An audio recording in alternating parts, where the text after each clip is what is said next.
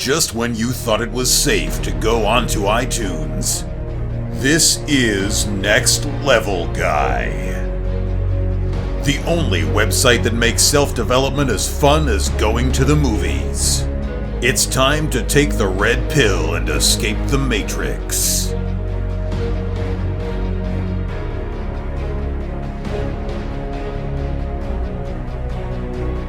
Hello and welcome to another episode of the Next Level Guy Show podcast with your host, Ian Dawson-Mackay.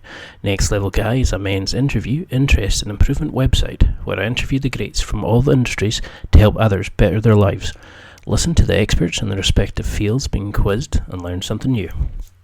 Listen, embrace, adapt it, use it and improve. Today's guest is internet superstar Michael Farr, otherwise known as Silent Mike. He would describe himself as a male internet entertainer, a coach, lifter, and content creator. Mike recently left a massive brand and went his own way, forging his own career, building his own businesses, and creating the life he wanted to live. I was keen to get Mike onto the podcast, as not only was I a massive fan, but I also knew he would have some awesome gems on how you can do this too, and go for your own dreams. He's gone from strength to strength as he's building up his platform and his message, and I know he's the perfect person to discuss this. In this interview, we discuss taking the first step away, overcoming fear, building your own name up, diversifying to find out what suits you best, and so much more. This is different from most interviews with Mike. We move away from lifting and cover an area that I feel few discuss, and I know it would change so many people's lives, and that is building a life on your own terms. A quick word about affiliates before we get to the interview though. As you'll know by now if you're a regular listener, I've built up some great relationships with some awesome companies. This allows me to obtain special discount codes, deals and listener exclusives. Please go to www.nextlevelguy.com/affiliates for further information. You won't be charged any extra, but I will get a small percentage of commission for everything you purchase through my links.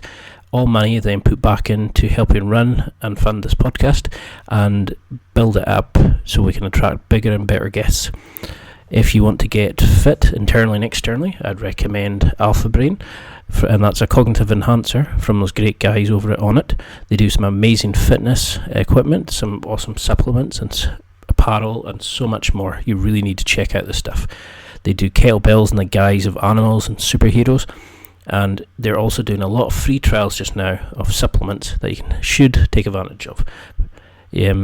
For example, if you go on there, check out things like Alpha Brain, Shroom Tech, New Mood. Some of those things are amazing. Find out what works for you, and you don't even need to commit to a full bag. You can get the wee free trials and see what you think. If you use Next Level Guy, that's NEXTLEVELGUY in the discount code section of the checkout, you'll even get 10% off any eligible items in your basket of great supplements and fitness gear. For other affiliates, I'm particularly loving The Natural, which is a pick-up video guidance course by RSD Max. His aim in that is to help you become a natural woman. I've been reading Ross Edgley's new book, The World's Fittest Book, and I can't put it down at the moment. I've even got a paperback copy and I've got a copy on my Kindle. I like it that much. He covers some awesome advice on training, health, nutrition, and how to build a successful life around everything. He looks at philosophy and tactics that he's used to start swimming around the UK without going on dry land once, and he recently finished it. I also like using my Amazon discount code just now to get Christmas presents and bargains. I've recently bought a Kindle, which I absolutely love, and I use it for every single day. There's so many more other options in there. There's something for everybody. There's great offers from My Protein, Under Armour, The Protein Works, Bulletproof Coffee, MeUndies, Gainbox, Dollar Shave Club, and so many more. I'm always adding them in there, so I'd like you to check out whenever you get a chance. Anything you do purchase through there, you won't be charged extra, but the commissions that I get from these companies will be put back into making the site better. For all of the free trials and special deals, etc., please go to www.nextlevelguy.com/affiliates. Now, let's get to the interview. I hope you had as much fun as listening to this one as I did during the interview.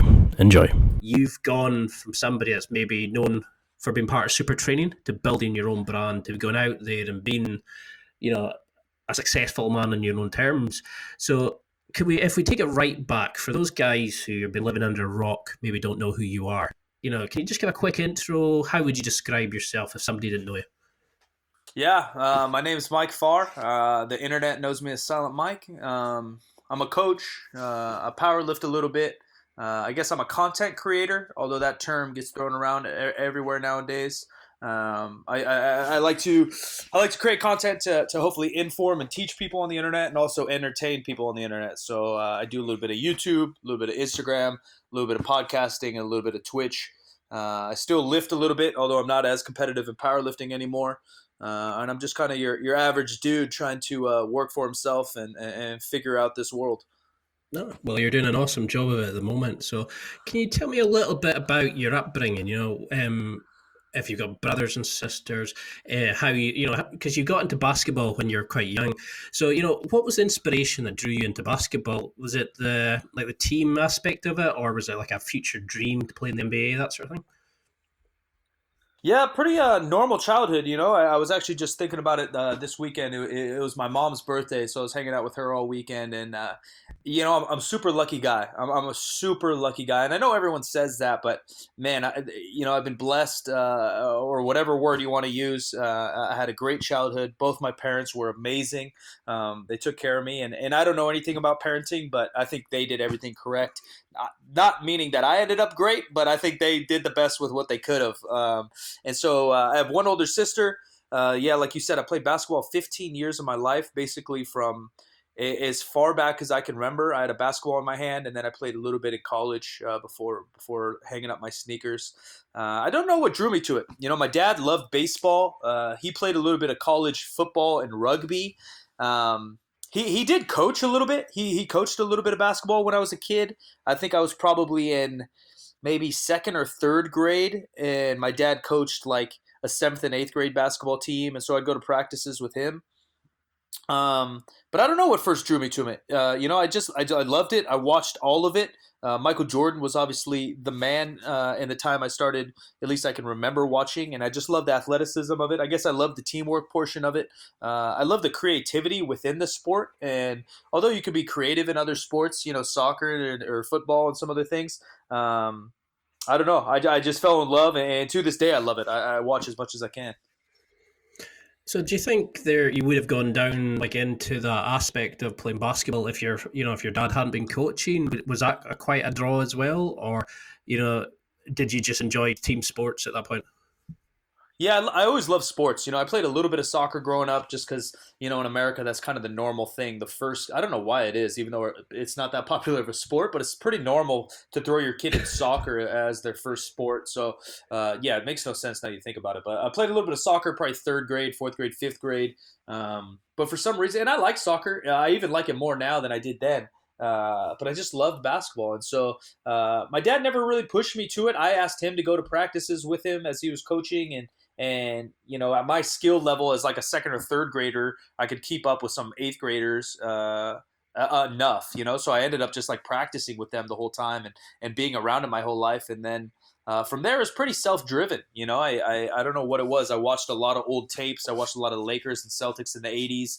I'd go in the backyard and practice my moves and just play all the time. And then, as you get more into high school, it got real competitive. And you mentioned before, my dream was to play professional basketball. I had no other idea in my mind. Even till now, people say like, well, what were you going to study, or what'd you go to school for? Or, freshmen in high school, maybe they want to be a fireman or a doctor. Nothing once crossed my mind other than I was going to play professional basketball. No, I like it. You see a dream and you go for it. You motivate yourself and you just work your ass off to it. And everything I've seen you do on your videos, or when I've seen you with Super Training TV, you keep doing that. You pick a goal, you just get in there, you grind the workout, you achieve it, you move on to the next thing. Like when you were trying sumo up, was it 600 pounds? Yeah, and you just dreamed it, and it was just that kind of, yep, that's done. Next challenge. Yeah, You just had that look on your face. It was an awesome look. yeah. So, I mean, when you moved to lifting, I think it was because you wanted to build up your strength, and that kind of you fell in love with the lifting aspect of it. How did you find that transition from like the team sport to lifting with by yourself, where you're you against the barbell, so to speak? Yeah, I think mentally it's so different to me.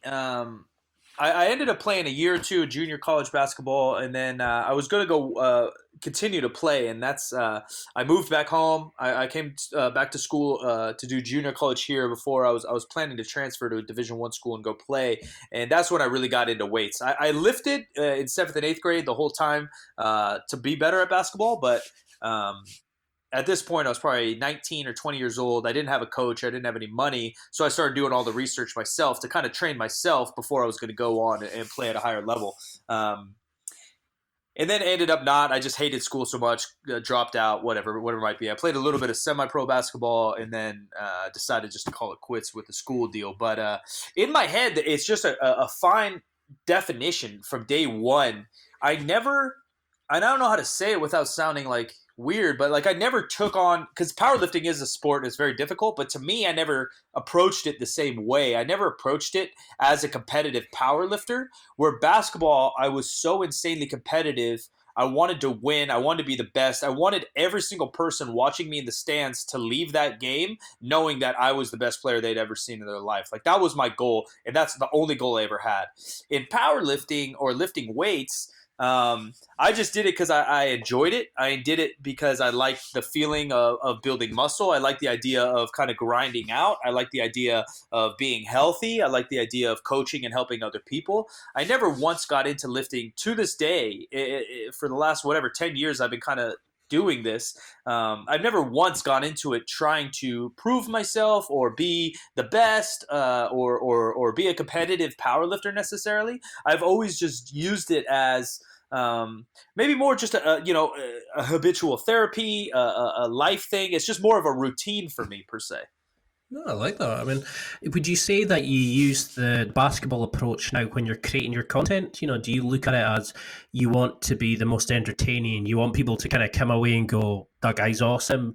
You know, is that how you look at it as when you're creating content, or is the content more like an internal like calmness for you, like weightlifting? You know, how would you describe it in that kind of sense, or is that a bit too just reading into it too much?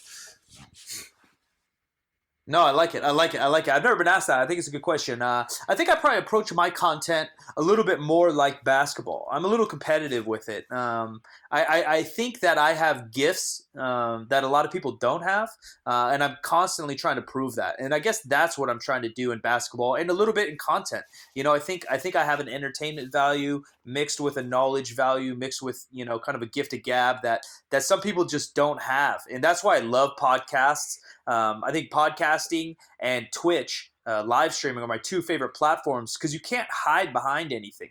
You can't hide behind a photoshopped filter. You can't hide behind a pretty face and some abs. You can't hide behind YouTube edits to build your personality. Like, you either have it or you don't, and people are going to want to hang out and watch you, or they're not. I love that. You know, that's just why I love doing podcasts, because there's a world of difference between sending somebody a question and editing it and making it perfect, and you know, you can redo it. But in a podcast, when you record, especially with somebody if you have admired like yourself, you know, you get to this point where you're like, this maybe your one try to speak to somebody and find out about them and inspire other people, so you can't hide behind things. But it's a world of difference than when you're getting on the platform. So I love asking this question. So when you were growing up, I used to look at, like, you know, TV characters, movie characters that inspired me and wrote about what made them such great characters for men to, you know, inspiring. If you had to pick somebody, was it a TV show, a film character that motivated you, that wanted to become a better man? You know, I don't know. You know, like I said, you know, it's a little cliche, but I had the best parents ever. You know, they taught me a lot of lessons, a lot of morals, and not that I didn't mess up, or I still don't mess up to this day, but I think my dad was just kind of a silent worker. He always did overtime, and sometimes, you know, the overtime, yeah, it made more money and this and that, but I think he would just do more overtime because he had an urge to work and improve, and then he also had an urge to work and improve and make enough money to provide his family with what we needed or what we wanted. So some of my drive and inspiration is definitely from that. And my dad would never complain. You know, he was the first one up on the weekends, still mowing the lawn and that stuff. And that kind of work ethic, I don't think is seen much or even present that much nowadays. People talk about, The Rock or all these other kind of artificial characters being the hardest worker in the room. And not that Dwayne Johnson probably doesn't work hard, but I don't think you're working that hard or that, altruistic when you're throwing it on Instagram all day long. If I have to tell you how hard I work, I'm probably not working that hard. If I have the time to build a whole video telling you about all my businesses and how hard I work, you're probably not working that hard. And my dad was the guy just to put his nose down and work. If I had to choose like a popular, character or something, someone I've always looked up to for pretty obvious reasons, but a multitude of reasons, is Muhammad Ali. I'm not a big fan of boxing necessarily, although my great uncle was a professional boxer. I've never really paid attention to the sport, but it was more Muhammad Ali's gift of gab, his charisma, his sense of self-awareness, yet cockiness, yet pure confidence. Kind of confidence to me is knowing who you are and who you're not, as well as kind of all of the political acts and having the cojones to stand up against the U.S. government, which takes a lot of balls to do. So, oh yes, especially in that in that time and being a black guy, when it was very So I mean, do you think that's what the definition of a good man is somebody like your dad who just gets up, does the work, supports his family, is willing to grind out and do the work? Because I see a lot of guys going wrong nowadays. They want to talk, they want to throw stuff on social media for the likes. Is that where guys are going wrong, do you think? I don't know.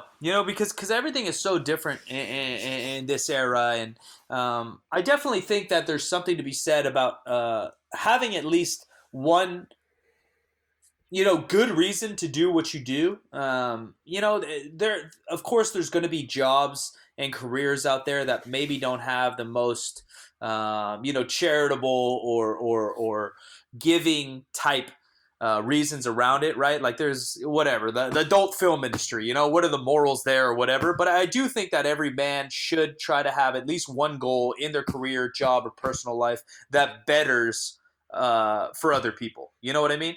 And my dad just I can't even begin to explain it all in one podcast. But he ran a basketball league for a school that had no funding and was too small of a school to play other schools, or they just get whomped on. And he basically built an entire league and ran it for 10 years for free.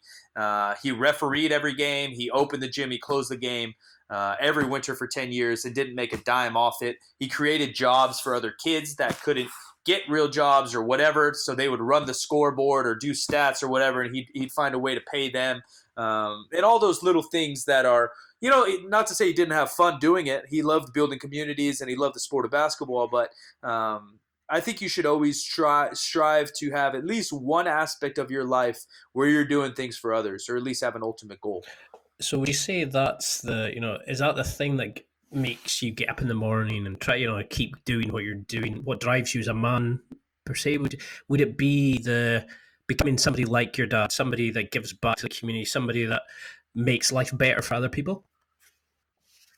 Yeah, for sure. In every sense of the word. My dad passed away about 5 years ago, and ever since, the two things that have kind of kicked me and make me get going are one, I got to find a way to take care of my mom and those people that I care about in my life, the people that have truly been next to me and supported me my whole life. I want to give back to them as much as I can, whether that's financially or support, whatever it might be. Friends call me. I try to be there as much as I can, because I think at the end of the day, that's all we really have is our interconnection with people that we care for. And then two is, it's hard to explain, because everyone's on the internet talking about their problems, this and that nowadays. But I've gone through some dark times in my life. I still struggle here and there, where days just literally there's a cloud around my head and I can't get out of bed. And other people, I know there's a lot of other people that deal with those, whether you want to call it depression or anxiety, whatever word you want to fucking throw on it. People have very dark times, and if I can create some kind of content, some kind of reason to at least make you smile, make you laugh a little bit through one of my social media platforms, then I hope I can bring a smile to someone's face. So those are the kind of two things that keep me going in a world that and in a career that's perhaps not going to be around a long time or has no security in it. Well, I mean, from what I've seen of you, your parents have done a fantastic job. You're one of those guys that just seems to be universally liked. When I was researching you, for example, I couldn't really find a bad word about you. You always get the little like knob ends and trolls who comment on forum videos, but they don't mean nothing. If I worried about every negative comment I had, you wouldn't do anything. Yeah, I yeah. mean, is there any sort of like favorite sayings like your dad or like wise words that you remember? I can think of some of the more gruff things my dad said to me, but is there anything that kind of stands out in your mind when you were growing up that like that keeps you motivating or you think about now? I love a lot of quotes and quotations, and I'll go on the internet sometimes, and sometimes just to share them, but sometimes just read different quotations by different people over the time.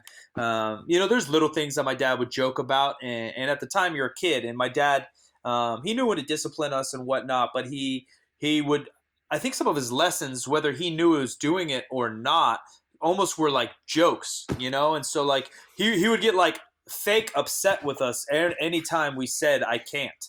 And little things like that when you're six are just like, oh, my dad's silly, and I said, like it could be anything. It could be something as serious as, oh, I can't figure out this math problem, and he would yell at us for using that word in his household, or something as, oh, I can't reach the bowl on the top shelf, whatever it might be, and he would joke and kind of yell at us through things like that too, and little things like that I think stick with me, because it's so cliche and it's beaten to the ground nowadays. But at least where I live, America, it has its good and its bad, of course, but literally you can do whatever you want. If it's business, you just got to be a little creative with it, be a little resourceful with it, network with it, find a way, and you can build any company you want. You can build any career you want. You can truly build any life you want. And again, it sounds so cliche because everyone's talking about these things, but my mom moved here from another country when she was in her teenage years, and she found success here being a teacher for 20 years. She sacrificed a lot, I know, leaving her entire family in South America to come up here and build a family for us, and I'm lucky to have that. And so like things like that sit on me a little bit. It's not like I'm waking up every day and I'm fucking punching a punching bag, talking to myself, telling, it's not a movie out here, but things like that pop up in my head, once a month or every other couple of weeks that keep me going like, man, Mike, like you can't stop, right? Like I've been given these gifts and other people have sacrificed for you. So now it's your time to try to put in the work and try to get these done for those people as well. No, I love seeing that, like, the inspiration. You can feel the passion and love and intensity you have for your family and your dad and your mom. So, I mean, can you think back then, what would you attribute, your success in this whole industry? I mean, when you were working with Mark Bell, in your super training, you were very successful. They had a massive brand and a following. What was it that made you think, no, I need to go out and start my own ventures? I need to, was it a message that you weren't able to get out, or was there anything that you could attribute it to, or? Yeah, I don't know. I think the driving reason for me, first, I guess the voice I got and everything was because of Jim McDonald, Jim McD, and Mark. Jim McD came to us. Mark's YouTube was probably at 20, 30,000 followers. Mark didn't have an Instagram. I had an Instagram. It had like 200 people. We had nothing, and Jim said, "Hey, we should probably start a podcast." To Mark, and he said, I think we need one other person, and they ended up choosing me. So again, whether you call it luck or ready for opportunity or whatever it might be, I was in a position, they asked me to be on the podcast. I was 23 years old. I said, yeah, I'm down. I didn't know what a podcast was, and we just grinded away at it. The reason for like leaving or going on my own, I guess at the end of the day, what people don't see, always see, because again, you see highlights on the internet, is I was just an employee there. And I've always had this inner voice and inner confidence that I'm made to do great things. I'm made to go out there and build a path that no one's ever built. And so for me, the end goal is always to be self-employed, to run companies, to do what I want. And as an employee, you can't always do that. It just happens to be that majority of my life is on the internet now. And if I would have worked at Best Buy and left Best Buy after 6 hard years of work, no one would have batted an eye. But since I'm on the internet and I left a job after 6 hard years of work, everyone has something to say about it. So how have you coped with that transition? How have you gone from being probably like no, I don't want to say it like this, but a cog in a established mechanism to building your own engine, if you Yeah, know what I yeah. mean? Like how have you found that transition from being part of that group to make it, to just going on your own? What kind of is the have you encountered certain fears or problems? Is there like successes that you found that work for you? How is it developed you as a man? Is it to do this? Yeah, I think there's always fear, I think people always talk about, fear. Don't be driven by fear of failure, and you can't be you can't be fearing a chance to not succeed and failure. And all. I think my biggest fear is failure, and I think that's what drives me, And I don't care what these motivational gurus tell me what my fears should be or not be, and that you need to fail to succeed, and all this BS going on the internet. Like, that's just not real. The truth is I'm scared shitless to fail. And that's what wakes me up every day, to work a little bit harder and be a little bit better than everybody else doing what I'm doing. And so that was just another way for me to work for myself, to put myself on the line and say, like, all right, it's go time to not fail. Like, I read plenty of comments on the internet. Like you said, there's trolls everywhere. And whether they're trolls or smart people or whatever they are, telling me I have no chance and telling me I'm going to fail. Man, bring it on. I absolutely love that, because at the end of the day, when I'm succeeding and I'm living the life I want to live, and I'm creating a community and content that I love, you're going to be still on Reddit typing away, and I'm going to be out here living the fucking dream. So it's definitely a little bit of fear almost every day, whether my companies are doing good or my content's doing good, or what's next, or if the internet explodes, I got no job. It's a little bit of all that, and I love it. Sorry, I think I just rambled on, but you had another question. No, I love that, because you can feel that passion, that drive, that kind of like, oh, you think I'm going to fail? All right, fuck you, watch this. And Yeah, I love that. And that's what annoys me is, like, you go into like Instagram. How many of these fitness influencers, or whatever the hell they're called nowadays, and they've all got that like flat belly tee. They've all got the same products. All like, they all give you that BS pictures about, oh, I have my dark days too. And fine well that they've never been off their diet. They work out 5 times a week. It's like they're not real. And you kind of look at them and go, no wonder people, like, what was it they say? Something about, I remember reading a discussion linked to like social media, because people were judging their entire life against somebody's selective highlights on their social media platform. Yeah. And it was ruining people, because they're obviously trying to compare themselves to a dream that somebody's going to picture 15, 16 times, So how do you stay relevant, in an industry where it's just full of these people creating content again and again? Do you ever get to a point where you're just sick talking about rep schemes and periodization and progression and stuff like that? Do you Right. how do you just keep going? Because, like I said before, you seem to be universally loved, and your content is driven, and everybody shouts at you in the street and comes over, gets the photos and stuff like that. How do you stay so popular? Is it just you being you, or what do you think is different between you and the wannabes? Yeah. Yeah, I think this ties into the last question you said, like struggles or changes, kind of going from an employee or building my own brand. And there's a lot of stuff that goes in my mind, because when I started making content, there wasn't, fitness YouTube wasn't really a thing. There's probably like 3 or 4 guys talking about lifting on YouTube. So, when me and Mark and other people started teach squat, bench, deadlift, and talk about periodization and talk about nutrition on the internet, we were one of a few. But now, then people saw it get popular, and everyone from Instagram tried to be a YouTuber and tried to be a coach. And now there's 100,000 YouTubes of people, good and bad, coaches trying to teach you how to squat and deadlift. That time's gone. So, the number one thing for me, I guess, to try to stay, on top of things is, one, you got to change your content and not be afraid to change the type of content. I've never once changed who I am, but I have changed what I talk about or what I do. And even right now, I'm going through a relaunch of my YouTube channel. I just think it's too oversaturated with people, either one, like you said, living like a phony life, or two, people that aren't certified or don't have the experience trying to teach you how to squat. So I'm pretty much done talking periodization on YouTube. I'm going to share my life. I'm going to share my thoughts. I'm going to vlog a little bit. 1 or 2 videos a week. If people want to kick it, they can kick it. We can kind of show them what I do on the daily.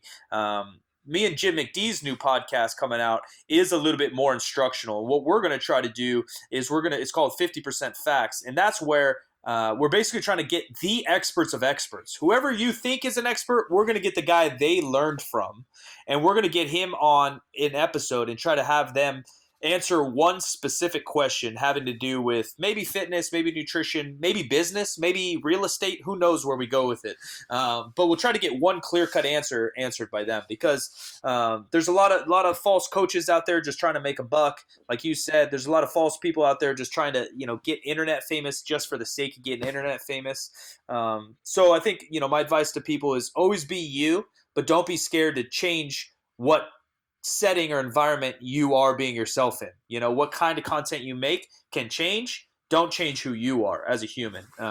Two, I think you got to be ready for new platforms. I think YouTube, not that it's run its days, it's still very popular, but it's very commercial now. There's Kevin Hart's on there, The Rock's on there, all these people are on there. It's a different game than it was 5 years ago. So don't be afraid to go elsewhere. And then, I guess to answer the last bit, how do I stay in it is I don't know. Yeah, maybe people like me, and I don't know. All I can be is me. I can try to be fun and funny because I think that's what the gift that I bring to the world. I think I have a real. Connor, the kid he lives with me, he does all my YouTube videos.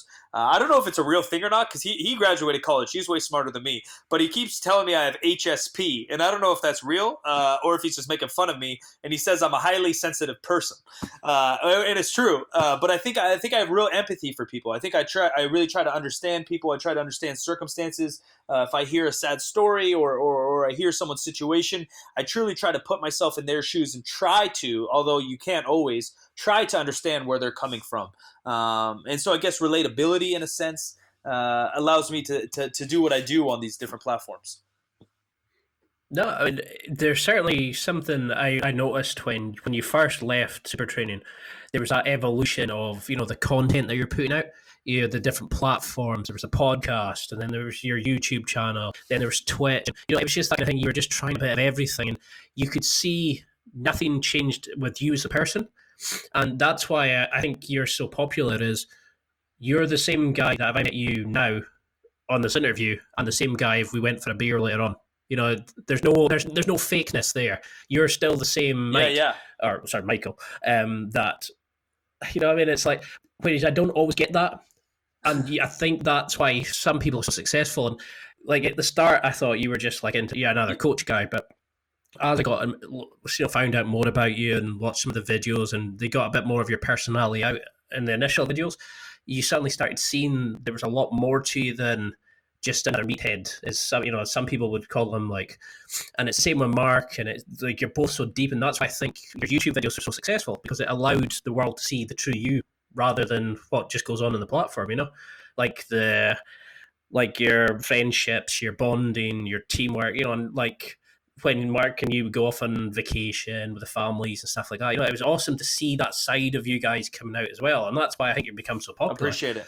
So can you tell me a little bit about, what's the main ambition for you at the moment? Like, is it to have your business? Is it to, are you still looking to compete at all? Or are you wanting to just branch this out and find something else to allow you to evolve?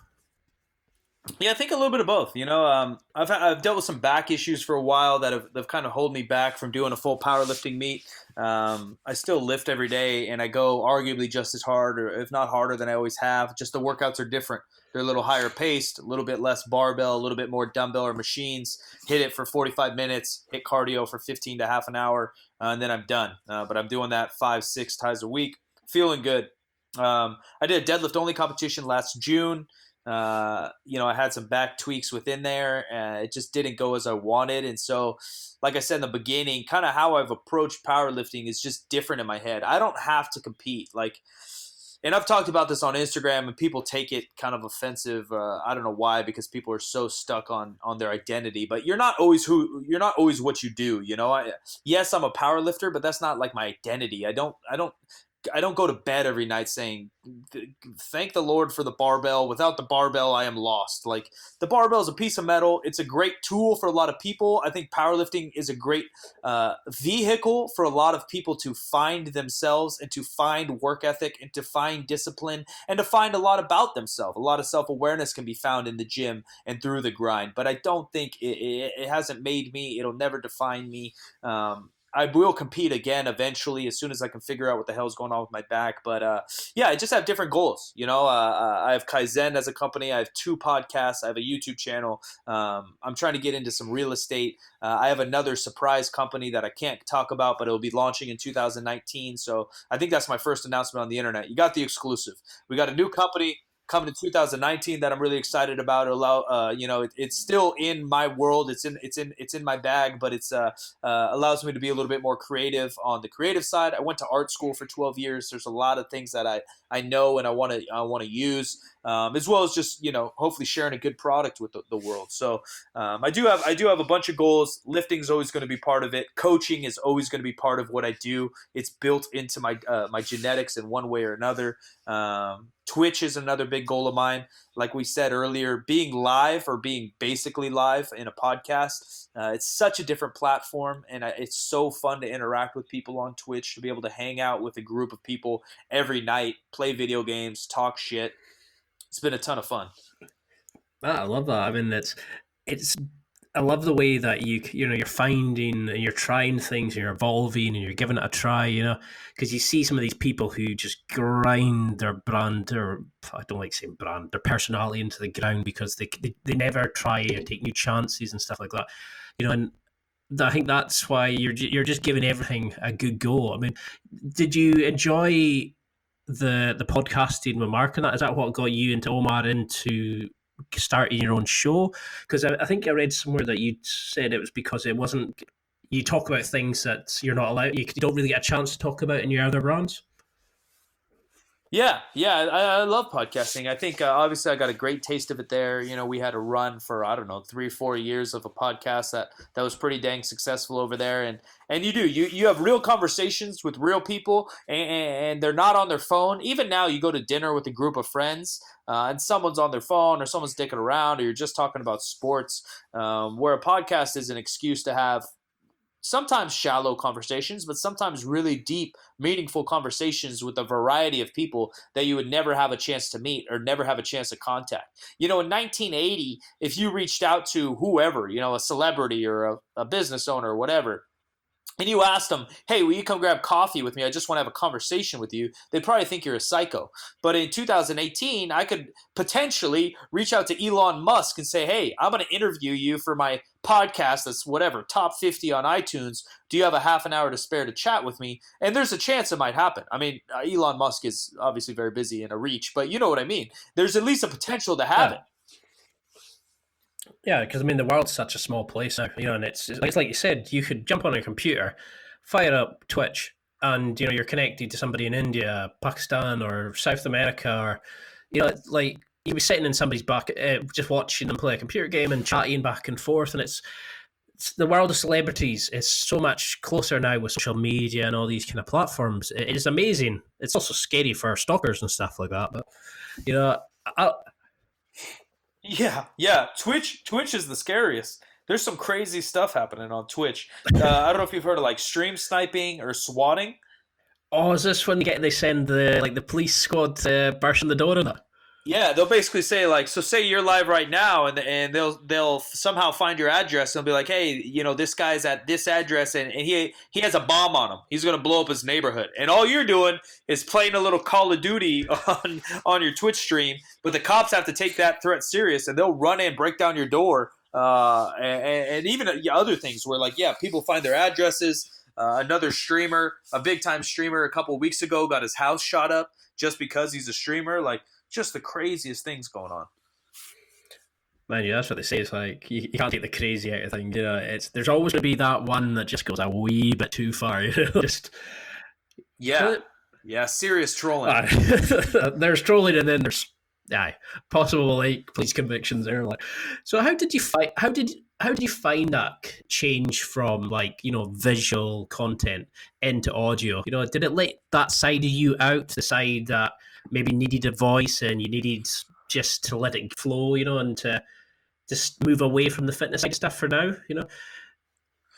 Yeah. Yeah, I think for sure, the new podcast with Omar is pretty non-fitnessy, and we just kind of talk about anything and everything, kind of trending topics or whatever our guest that we have on, is about. And so that's cool. It's cool. It's cool, I think, for the long term. If you want to talk like businessy stuff, I think it's cool long term for my, quote unquote brand, for me to be able to display knowledge or skill and conversation in other topics.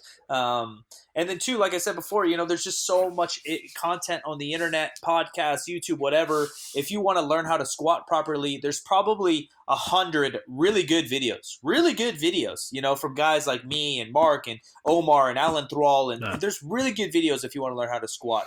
And I just don't want to make another how to squat video. I've probably done 100 of them myself.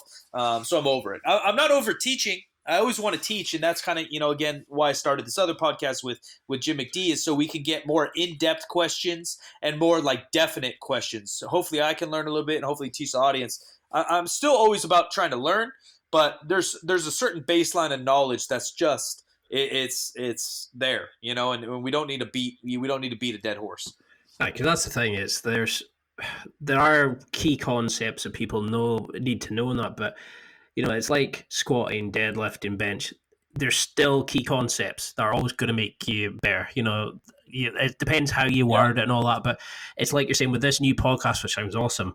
You're actually going to delve into like the deeper aspects, the actual things that can make a really good person, a performer, become an awesome performer because they're tying up maybe something that's holding them back. Yeah. So you mentioned earlier about you and Jim. You're going to look at who you think, like, people look at as the top gurus, and then look at who taught them. Who would you consider like a dream guest? Who's on your list of wow people to interview? Ooh.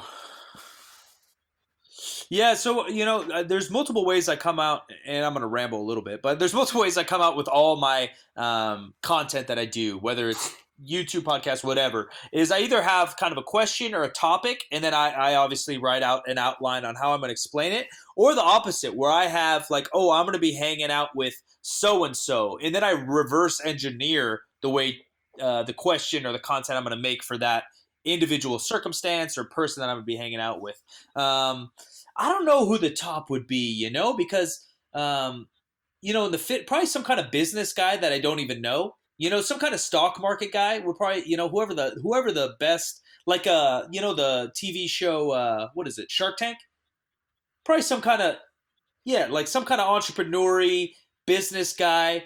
And then I would think of some question where he could teach me something, because like stock market, I have no clue about the stock market. Like I have a basic sense on business, and I've obviously helped consult and run a couple, marketing for some companies as well as my own. I got a grasp over here, but some kind of traditional business guy and like figure out some kind of three keys to the stock market and ask some guru. That'd probably be maybe not a dream guest, but somebody I'd like to talk to. Somebody like Grant Cardone, maybe. The guy that invented FUBU. Is it Damon John? I think those are the kind of guys. Like that.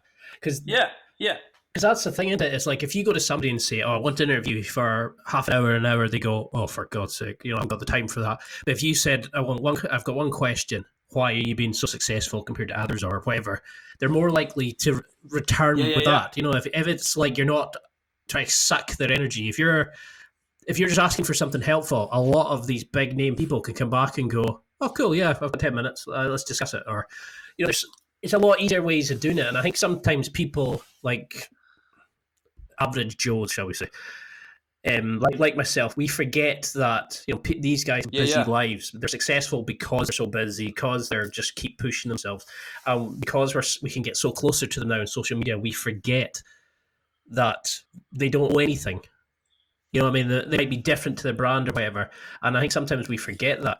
So, I mean, Right. for the people, you've interviewed some amazing people. You know, is there anybody that's really surprised you by the quality of their content or their how they've answered things, or, you know, have they answered in a way that's kind of blown your mind? You know, is there something that, you know, has there been a guest that's really surprised you, either in your Mama's Boy podcast or with Mark or anything like that? I don't know, because like you said, I've interviewed so many people in the strength game, the fitness space, things of that nature. Um, interviewing some of the kind of the OGs of the fitness space that I just kind of knew about them but didn't know much, like Bill Phillips or even Charles Poliquin. Talking to some of those guys was really cool. Not that they blew my expectations, because I read a lot of their articles and I knew a good history about them, but to know how successful they were in business, how successful they were in the fitness space, and how they took kind of the niche of powerlifting, although they're not necessarily powerlifters, but they took the niche of lifting heavy and scaled it up in business to such an extreme level, is really cool, because powerlifting's tiny. The niche of powerlifting business, even to this day when it's the most popular it's ever been, it's still so small. And they basically took that world and brought it to the NFL and brought it to mainstream TV and brought it to big websites and publications. So talking to those guys was really cool. We had a big interview with Janae Kroc, who was formerly Matt Krokolenski, who was the first powerlifter I knew by name, pro powerlifter, pro strongman, bodybuilder, who is transgender, and we were the first interview to talk to her about her process of kind of coming out to the world, and so that was really, really interesting. And that was probably the first interview, and maybe even the last interview that I'm always a little nervous to make content, but I was nervous on like a professional level, that I felt like I was going in that thing like I have, again, like some kind of real purpose in this interview, and I felt like a professional, I guess. Where podcasting is cool because it's not professional. It's for the people, made by the people. That's why podcasts and YouTube and these things are cool, compared to like radio or news station or something like that. And that was the first one. I wanted to do the interview justice, and so I came in a little extra nervous, and that turned out really well. And I haven't seen it yet, but I heard she came out with her documentary. I think it's called Transformer. I might be wrong. Don't quote me on that, but I think a clip of me from the podcast is in there, so I have to check that out, because that seems pretty cool. I mean, you definitely did a good job out, because I've listened to it, and I certainly couldn't detect the emotional, kind of worrying about how you were going to reacting to. You couldn't tell you had that internal struggle, which meant that you did a fantastic job on it. And I think you handled it very well. I mean, and it's good that you're opening up that side of things. That, like, when for a while some people were saying, "No, it's all just about like poo jokes and stuff like that" with Mark, and then then it kind of got back into it, and a lot of times you and Mark and Jim were opening up with people about stuff that no one knew about. The behind the scenes stuff about what it takes to be successful, about the pain, the recuperation, the injuries, the failed lifts, and how these guys just bounce. Well, sorry, guys and girls, how they bounce back and they just keep going. And you were introducing it to a worldwide audience, and you're making people understand we're not meatheads, people who lift. There's a lot more to guys, than just going to the gym, and it doesn't make it, being strong doesn't mean that you're boring or anything. It can make you a better person, and it's changed people's lives. So something that I've always loved is that friendships that you have. You've built up some seriously strong friendships with the like of Mark Bell, Omar, Bart. There's so many, like Alan Thrall. Like, what is it, do you think, is about building strong friendships? How have you become so? How have you built up such a strong network of friends? What tips would you say to somebody about building a good group of male friends? Yeah, it's hard. I think again, I was lucky in a lot of senses. So my mom was a teacher at this private school, and it's kind of like an art school. It's insanely small. I had 24 people in my graduating class, and I went there from kindergarten through senior year of high school. And so some of my friends there are literally. Actually, all my friends, like my best friends, have been my best friends since kindergarten or third grade. They're literally family to me, and so to have friendships like that and to be in such small quarters, we had every single class together, every trip, every birthday. There's only 20 of us, so you become very very close with those people. I think it's impossible to not be genuine. It's impossible to have that fake friendship that may happen in other schools or larger places. I don't know, but I imagine if you go to a school with 5,000 people, maybe you find a good friend or two, but there's a lot of plastic friendships going on. And I was just never exposed to that. All my relationships were real and genuine. And so that's kind of the only way I know how to have friends. And as soon as I got to, you know, basically ask for a job at Super Training when it was just Mark and his wife running the company, 7 years ago. And then I took on some of the marketing. All I really knew how to do, I never went to school. I don't know anything about marketing or business. All I knew what to do is, well, some of these people do what I do. They seem cool. Maybe I can become friends with them, and who knows what happens. And that's kind of how it went. So, nowadays people call it whatever, shout outs or follow for follow or fucking networking or whatever. But at the time, all I knew how to do was build relationships and build friendships. And lucky for me, a lot of people that do what I do, the Alan Thralls, the Omars and Barts, they're just super genuine, cool people. So, if I met up with them to do a YouTube video and we worked out, or I was sending them product, or we were talking business or whatever it might be, we ended up just getting along, and we're all kind of the same mindset. Also, with Bart, Omar, Alan, myself, we're all also around the same generation. We're about the same age, which is a little bit of luck. And so we've just been through the same kind of stuff, and so we all got along really well. Like you said, that the world becomes really small with social media and the internet. So getting a hold of people is easy. And then if you click, I just do my best to maintain those friendships, to maintain communication and genuinely care for people. There's too many people out there networking and literally just hitting you up when you need stuff. If I had a freaking nickel for every quote unquote friend I had, but that only texts me, emails me, or calls me when they need something from me, I would never work another day in my life. But, to build a real relationship, to try to truly care about somebody, to truly try to get to know somebody, it takes effort. But having real friendships and relations is what this life's about. Yeah, I mean, and that's the beautiful thing about it is every time you see a video, it's that authentic attitude. You can see that you guys genuinely care about each other. And I think that's, like you've said, is how much do we, we have our phones in front of our faces. We forget about other people till we need something. And we've become this generation of like almost emotional leeches that we sometimes forget that to put the phone aside and just be present with somebody. We've all got those good friends that it doesn't matter the time, the distance, you can just switch in and that's it, where, you're really well connected. So, I mean, how have you found that transition there from being pals with somebody to building a business with like Oman and Bart? Because, you built up Kaizen. Yeah. How is that transition from content creator to coach to businessman to being just normal, dating and stuff like that? Yeah. Yeah, the friendship part can be hard, especially for me personally. I avoid conflict at all costs, and my definition of conflict is way more sensitive than other people's. Like I'm just not great at speaking out for myself, or if something's wrong.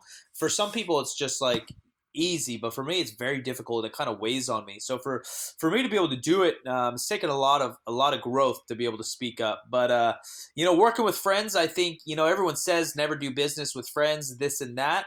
But I think it depends on the friends, it depends on the business, and it depends on your relationship with those friends. Lucky for me, Bart, and Omar, we've been really straightforward with each other. And we also just defined from day one, when we're kind of dicking around and being friends and when it's time to do work, and how we talk to each other in both is a little bit different. And when we're Skyping or on a phone call, it's official and we're getting after it. Doesn't mean it's super serious or vanilla, but we just kind of have different modes rather than, when we're hanging out in LA, we're hanging out in LA. And I think some of that I learned from Bart. Bart does a really good job of scheduling his life. He's insanely busy. You know, he runs multiple companies. He creates, who knows, 100 hours of freaking content a week or something. He does an insane amount of content. Plus, he has a family. And he does a good job of kind of, when he's on, he's on. When he's off, he's off. And I've learned a good amount about that. And I didn't notice it in myself until I think it was Omar or even my buddy Connor, who does my YouTube again. One of them mentioned it to me because before I do a podcast or before we're about to shoot a video, I guess Omar pointed out, I think it was him. He's like, oh, Mike's getting ready. And I was like, what do you mean? He's like, you just stop talking. So like I like prepare for different situations. And then when I'm done with it, I just kind of stop talking too. You know, you get into a flow and a different mindset for when you're buddy, when you're doing business, when you're shooting content.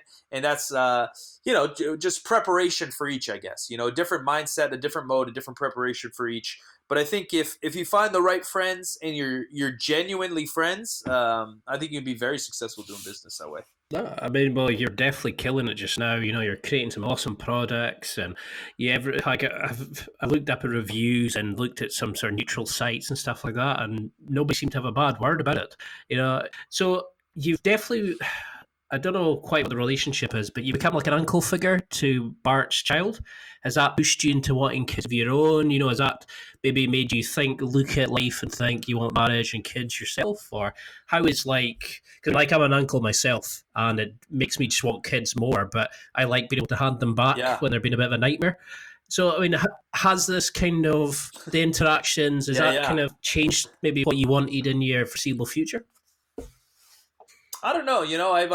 I said it at like age 12, or something like that. I said, I don't think I'm going to get married. I don't think I'm going to have kids. And everybody told me, wait till you're older. I said it when I was 18 or so. I don't think I'm going to get married. I don't think I'm going to have kids. And they're like, oh, just wait till you get older. I'm 30 now. And I don't see myself having kids or getting married necessarily. I don't know. I think I'm a little stuck in my ways. And sure, maybe if the perfect situation came around, who knows, right? Hypothetically, I'm not against it. I'm open to it. But it's not something that's stuck in my mind.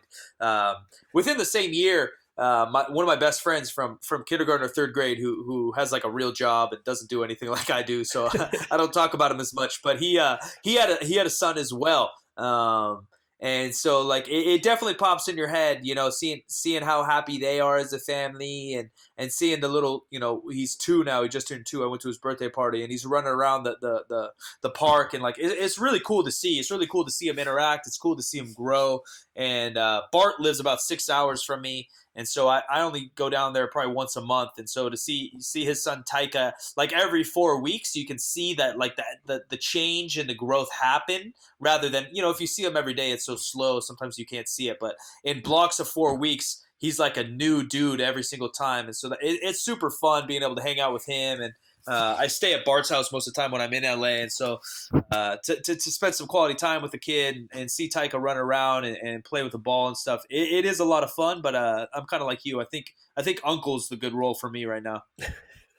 Because it's amazing to see the education, how quickly they absorb information and they learn and they trial and they do things. And, when you see their personality form and evolve in front of you, it's actually quite scary. Their generation is going to be terrifyingly good at computers and content and being in front of cameras. And, they probably think parents have like a camera jacked onto their face all the time. The amount of times they've been photographed from like 0 to 6 years old. It must be scary for them. So, for somebody listening, I mean, I deliberately kept this away from like weightlifting and all that kind of stuff. I mean, I'd love to have you on again. We can discuss all that kind of stuff, but I knew there was so much more to you than that. And I wanted to get in to know a bit more about you and introduce you to my audience. So, if somebody's listening and thinking they want to leave a job, start their own company, they don't need to create an internet business or whatever like that, but what advice would you give to somebody who's in that boat, like you, just before you left Mark's company and went on your own ventures? What advice would you give to people who are considering that? I think it's hard because I think everyone's got to kind of find their own way and find their own, like I said, reason why and what really drives them. Definitely have some kind of calculated plan. There's risk in everything we do, but I think there's dumb risk and there's more smart risk. I had already had my own YouTube channel. I had already built up my name through podcasting. I didn't know exactly what I was going to do now, and I still, I don't know what I'm doing a year from now. This other company I told you about just started as a casual conversation with some friends, and then now it's coming to fruition. 9 months later. So things pop up. Look for different opportunities. Always be open to growth and change. It is okay to change. It's okay to move on. It's okay to make new friends. It's okay to have old friends. It's okay to find a new job. Don't feel guilty. Don't let other people make you feel guilty to change and move and flow through life. That is what is part of life and your own journey. You write your own story, and no one else can write down your own biography. So, I think have some kind of a plan. Be open. Having a fallback plan never hurts. I know at the end of the day, I can always go to a gym and start training people. Hone in your craft and be as positive you can every single day towards yourself and towards others. No, I love that. I think that's what people forget is it doesn't matter if everything goes tits up. You can always come back. You can always use the skills you've got. There's always going to be office jobs. There's always going to be part-time jobs. There's always going to be anything to get them to do stuff. And I think people just need to realize that there's calculated risks and there's stupid risks. But at the end of the day, do you want to be 80 and think, I wish I tried that? Or are you going to give it a shot? Yeah. So, it's not everybody listening to this interview to take from it, because I know we're coming up to our time limit, and I've loved every minute, but what do you want people listening to remember about this? What do you want them to, the take-home message? Man, yeah, I don't know. I think there's a lot of people spilling different things on the internet, and you're obviously going to be attracted to some person's philosophy type of thinking or the other, but be as open-minded as you can, and I know that's cliche to say as well, but truly try to soak in different views from everything, from your politics. If you're so into one guy, try listening to the counter guy and give it a true listen. If you're so into one way of training, listen to the other guy. It's okay to change your opinion. It's okay to change your job. It's okay to change who you are. It's all about growing. Being a little bit more self-aware every single day, finding out what makes you tick, finding out ways that you and your gifts can help the rest of the world, I think is what's going to hopefully get us all a little bit closer to happiness in a more united world. I'm thankful to be on here, man. Thanks for giving me a voice. Thanks for the chat. It was a great interview, and I'm excited to come on again and talk some sets and reps and how to get jacked. Just for anybody listening, well, hopefully there's a lot. How can people keep in touch with you and see these projects? And, I'll be promoting the hell out of it when it comes, but if somebody's listening, wants to get in touch, wants to find out more about Kaizen, if they want to find out more about your podcast, stuff like that, what's the best way for them to get in touch? Yeah, so Mama's Boys Podcast, it's on Spotify, iTunes, all of that. 50% Facts, it's actually dropping in 6 days, so that should be live. Check that out. Brand new. I think a lot of you guys are going to really enjoy that. KaizenTraining.com, KIZEN training.com. If you guys want any of my programs, or you can email us there if you have specific questions about training or anything like that. And then I'm Silent Mike with 2 Ks on Instagram, Twitter, YouTube, Twitch. And I answer pretty much every DM, tweet, comment on Twitch that I can. So hit me up and I'll try to get back to you as fast as I can. All right. Well, the floor is open to you. If there's anything that you want to promote, if there's anything coming up or you'd like to mention, now's the perfect chance. Yeah, that's about it. We plugged away. I'm twitching. Twitch is my main platform right now. I'm going about 5 hours a day, 5 times a week on that platform. So twitch.tv/Silent Mike with 2 Ks. It's a lot of fun. We basically just get to hang out, shoot the shit. I play some video games on there. Sometimes it's just my fat face and we can just talk and ramble, but we have a good time. So excited to keep building that, and hopefully I'll see some of you guys there. That's it for another week. Thanks for listening. Absorb it, practice it, use it. Until next time, keep trying to hit that next level in your life.